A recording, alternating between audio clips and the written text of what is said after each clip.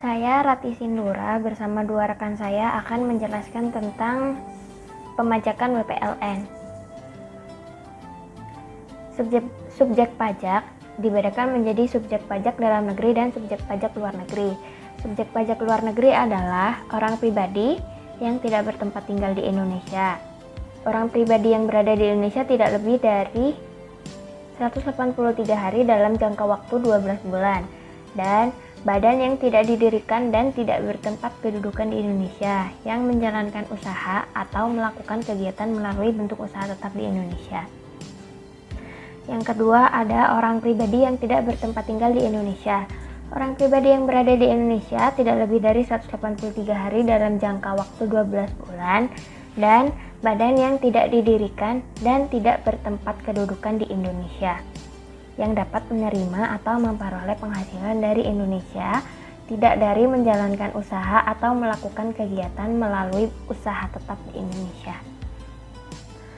Pembahasan wajib pajak luar negeri dibagi dua, menurut UU RI nomor 36 tahun 2008, yaitu yang pertama wajib pajak luar negeri yang memperoleh penghasilan di Indonesia dan wajib pajak dalam negeri yang berubah menjadi wajib pajak luar negeri. Subjek pajak luar negeri adalah 1. Orang pribadi yang tidak bertempat tinggal di Indonesia. 2. Orang pribadi yang berada di Indonesia tidak lebih dari 183 hari dalam jangka 12 bulan atau 1 tahun. 3. Badan yang tidak didirikan dan tidak bertempat kedudukan di Indonesia. Subjek pajak luar negeri menjadi wajib pajak luar negeri jika 1. Menjalankan usaha atau melakukan kegiatan melalui bentuk kegiatan usaha tetap atau BUT di Indonesia. Yang kedua, dapat menerima atau memperoleh penghasilan dari Indonesia tidak dari menjalankan usaha atau melakukan kegiatan BUT di Indonesia.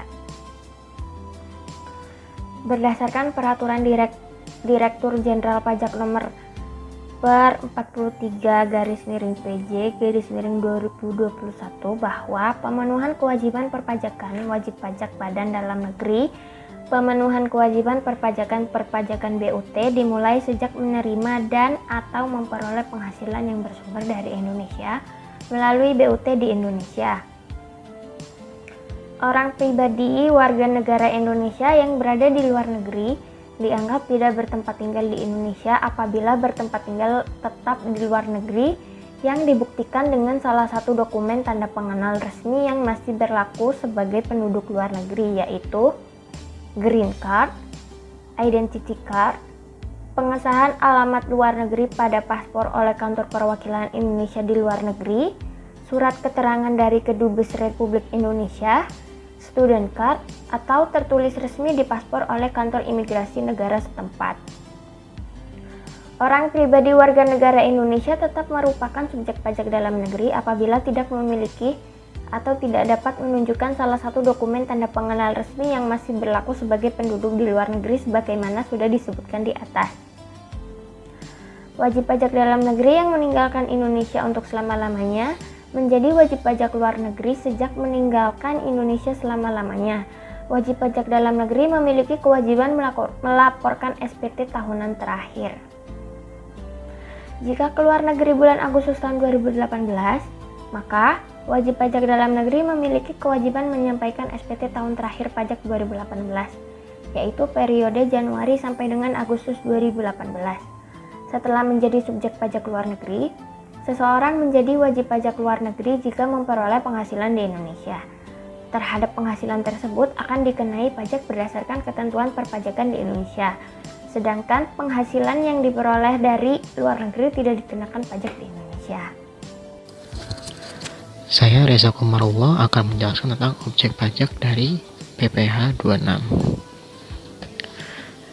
PPh pasal 26 Undang-Undang PPh mengatur tentang pemajakan atas penghasilan subjek pajak luar negeri selain dari BUT di Indonesia. Tarif pasal 26 ini sebesar 20% dari DPP.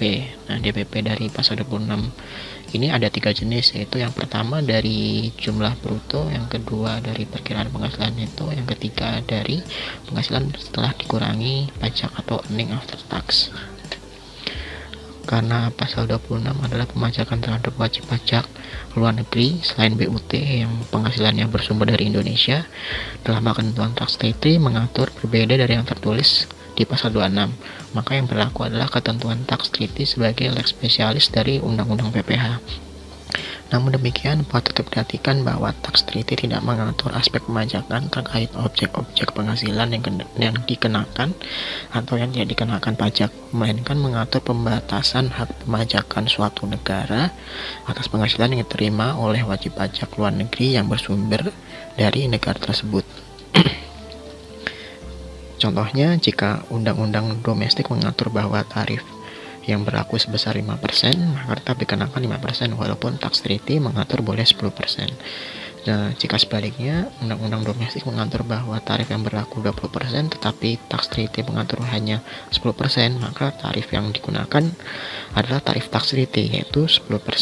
Inilah fungsi tax treaty, yaitu batasan hak pemajakan negara dan negara domisili.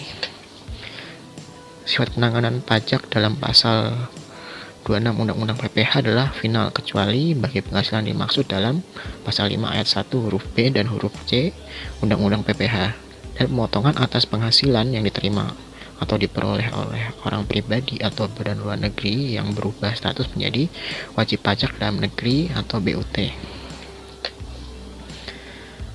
Pasal 26 ayat 1 menjelaskan bahwa atas penghasilan tersebut di bawah ini dengan nama dan dalam bentuk apapun dibayarkan, disediakan untuk dibayar atau telah jatuh tempo pembayarannya oleh badan pemerintah, subjek pajak dalam negeri, penyelenggara kegiatan, bentuk usaha tetap atau perwakilan perusahaan luar negeri lainnya kepada wajib pajak luar negeri selain bentuk usaha tetap di Indonesia, dipotong pajak sebesar 20% dari jumlah bruto oleh penghasilan yang wajib dibayarkan. Nah, ini contoh dari penghasilan luar negeri yang dikenakan PPh 26. Contohnya ada dividen dan bunga premium diskonto, royalti, sewa dan penghasilan lain sehubungan dengan penggunaan harta, imbalan berupa jasa, pekerjaan, kegiatan dan penghargaan. Lalu ada juga pensiun, pembayaran berkala lainnya, premi swab dan transaksi lindung lainnya. Lalu ada keuntungan bunga dari pembebasan utang. Tarif. Nah, tarif PPh pasal 26 itu 20%. Tapi jika mengikuti ketentuan dari tax treaty dan P3B, maka tarif berubah sesuai dengan ketentuan dari tax treaty atau P3B-nya itu sendiri. Lalu ada pengenaan tarif pajak penghasilan pasal 26 juga didasarkan dari DPP atau jumlah bruto penghasilan. Tarif PPh sebesar 20% dari jumlah bruto. Nah, tarif 20% dari jumlah bruto itu yang dikenakan atas dividen, bunga, pinjaman, imbalan, hadiah, pensiun, dan perolehan keuntungan dari penghapusan piutang.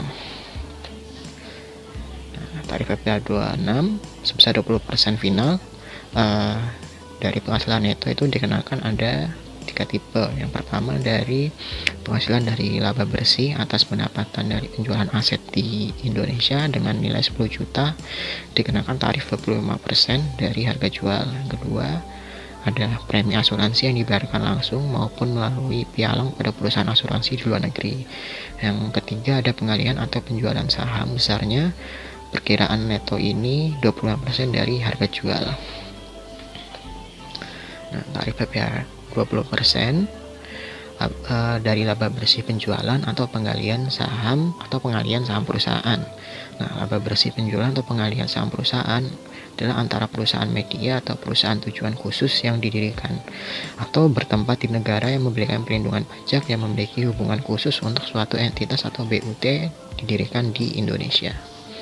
Nah, tarif PPh 26 sebesar 20% final dari penghasilan kena pajak sudah dikurangi pajak dari BUT di Indonesia. Tarif PPh ini adalah yang dipungut dari penghasilan kena pajak setelah dikurangi dengan pajak suatu BUT di Indonesia. Nah, pengenaan tarif ini bisa dikecualikan dari PPh 26 jika penghasilan itu ditanamkan kembali di Indonesia dengan syarat-syarat yang berikut ini. Yang pertama itu penanaman kembali harus dilakukan Atas seluruh PKP, dikurangi PPh dalam bentuk penyertaan modal pada perusahaan yang didirikan dan berkedudukan di Indonesia dilakukan dalam tahun berjalan atau selambat-lambatnya tahun berikutnya. Perusahaan baru yang didirikan berkedudukan di Indonesia tidak melakukan pengalihan atas penanaman kembali sekurang-kurangnya 2 tahun. Tarif PPh 26 sebesar 60% hingga kurang dari 20%. Tarif ini diberlakukan untuk negara-negara yang berada dalam perjanjian pajak tax treaty dengan Indonesia yang dikenal sebagai perjanjian penghindaran pajak berganda atau P3B. Assalamualaikum warahmatullahi wabarakatuh. Perkenalkan, nama saya Hilmi Ramadan. Di sini saya akan melanjutkan materi presentasi tentang wajib pajak luar negeri. Materi selanjutnya adalah cara menghitung PPh pasal 26. Pertama, perhitungan PPh pasal 26 atas hadiah. Rumusnya adalah penghasilan bruto dikali tarif PPh pasal 26 sebesar 20%. Berikutnya, perhitungan PPh pasal 26 atas premi asuransi. Rumusnya adalah penghasilan bruto dikali perkiraan penghasilan neto dikali tarif PPh pasal 26 sebesar 20%. Besar perkiraan penghasilan neto untuk premi asuransi dan reasuransi yang dibayarkan pada perusahaan asuransi luar negeri adalah 50% dari jumlah premi asuransi yang dibayarkan. Berikutnya, perhitungan PPh pasal 26 atas gaji orang pribadi. Rumusnya adalah penghasilan bruto dikali tarif PPh pasal 26 sebesar 20%. Berikutnya, perhitungan PPh pasal 26 atas BUT. Rumusnya adalah penghasilan neto dikali tarif PPh pasal 26 sebesar 20%.